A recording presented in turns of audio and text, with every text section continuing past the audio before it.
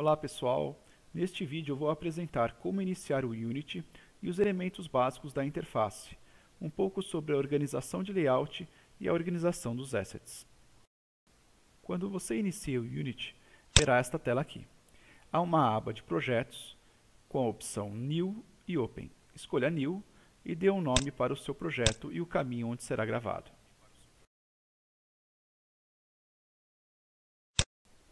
Vocês vão reparar que há duas opções, 2D e 3D. Escolham aquela que se relaciona com o estilo de jogo que irá desenvolver. Para este vídeo, escolherei 3D. A diferença básica está em algumas configurações do editor, como configurações de câmera, se será usado sprite, etc. Essas configurações podem ser alteradas durante o desenvolvimento do jogo, então não se preocupe se perceber mais tarde que escolheu errado. Esta escolha parece óbvia, mas jogos com visão isométrica e jogos de plataforma com gameplay em 2D, mas com gráficos 3D, podem enganar. Este botão Add Asset Package serve para importarmos alguns recursos interessantes já existentes. Um asset é qualquer item que possa ser usado no jogo, como um modelo 3D, um arquivo de som, imagem, código-fonte. Por enquanto vou escolher apenas 3 pacotes: 2D, câmeras e characters. Uma vez selecionadas as opções básicas do seu projeto, selecione Create Project. Dependendo da quantidade de pacotes que você escolheu, pode ser que demore um pouco mais, um pouco menos para o seu Unity iniciar.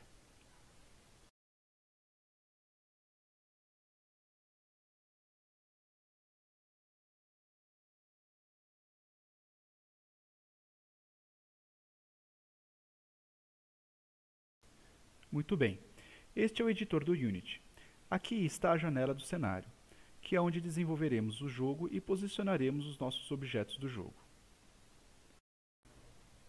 Esta janela apresenta os objetos do jogo que estão no cenário. Por enquanto, temos a câmera principal e a luz.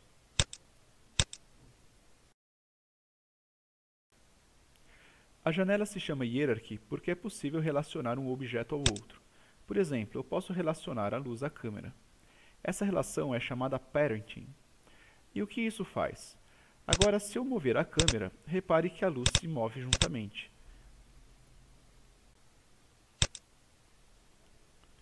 Esta outra janela mostra a estrutura dos assets do seu projeto. Aqui você vai poder organizar todos os seus assets em pastas e subpastas.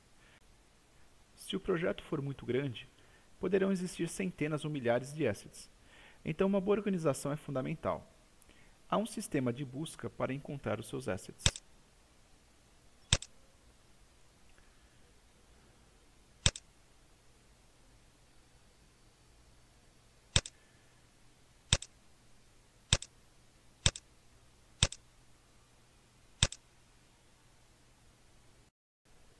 A aba Inspector apresenta as propriedades de um objeto de jogo.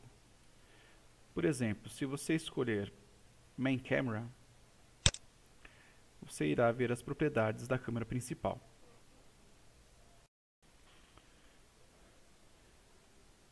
E por fim, essa janela apresenta a visualização da sua câmera principal.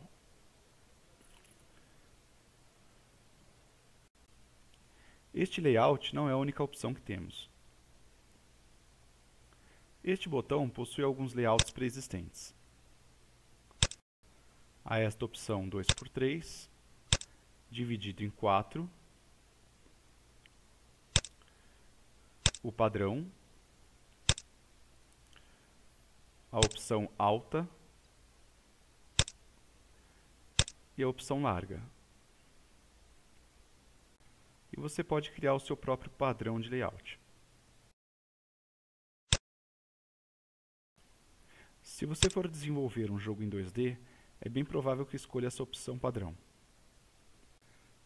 Se você for desenvolver um jogo em 3D, é provável que você escolha essa opção dividida em 4. Aí você arruma a tela e você vai ter bastante espaço para dividir, para trabalhar com o seu cenário visto do topo, de frente, de lado e em perspectiva. Se tivermos dois monitores, faremos um layout que privilegie a produtividade. Podemos desanexar as janelas Inspector, Hierarchy e Project e jogarmos no segundo monitor. Assim, em um monitor nos concentramos no desenvolvimento do cenário e no outro, o gerenciamento do projeto. Uma pergunta comum é: como organizo os meus assets? A organização de um projeto é muito subjetiva e varia de grupo para grupo e projeto para projeto. É muito comum inicialmente separarmos nossos assets por tipos. Criamos uma pasta para texturas, uma para materiais, uma para scripts, outra para modelos, animações, etc.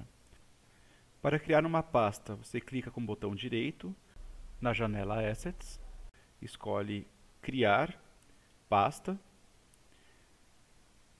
e dá o nome para a pasta que você quiser. A estrutura aqui segue o primeiro exemplo de uma pasta para script, para modelo, animação e por aí vai. Há quem separe suas pastas da seguinte forma: cria-se uma pasta para cada fase ou cenário, e dentro de cada fase, subpastas para animação, material, modelo, scripts, texturas e assim por diante.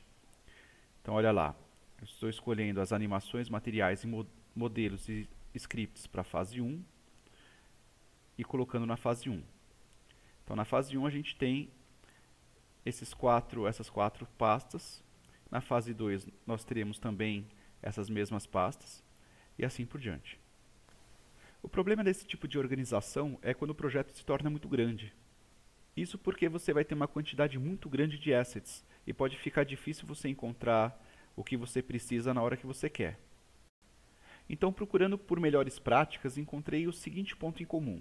Se for um projeto pequeno, dividir as pastas por tipos de assets pode ser bom, como no exemplo anterior. Se for um projeto grande, uma organização maior que beneficie o fluxo de trabalho pode ser uma boa solução. Beneficiar o fluxo de trabalho aqui significa: se estou trabalhando no código de um guerreiro, então todo o código que é relativo ao guerreiro deve ser facilmente disponível.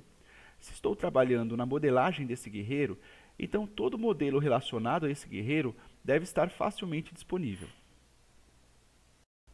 Para projetos grandes, há ainda quem prefira separar de forma diferente. Então, em uma pasta de atores, existem as subpastas scripts, modelos, prefabs, sons e etc. E para cada uma subpasta, uma outra subpasta, se é o soldado, se é um zumbi, se é um guerreiro e por aí vai.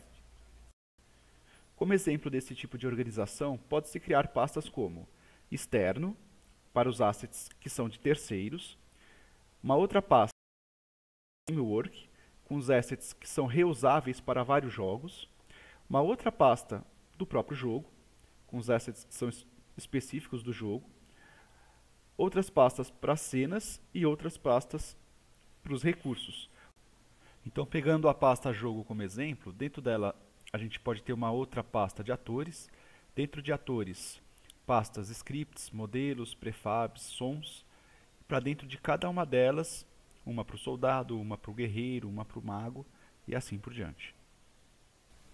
Então é isso, pessoal. Na próxima videoaula veremos como manipular o cenário e as principais configurações de câmera.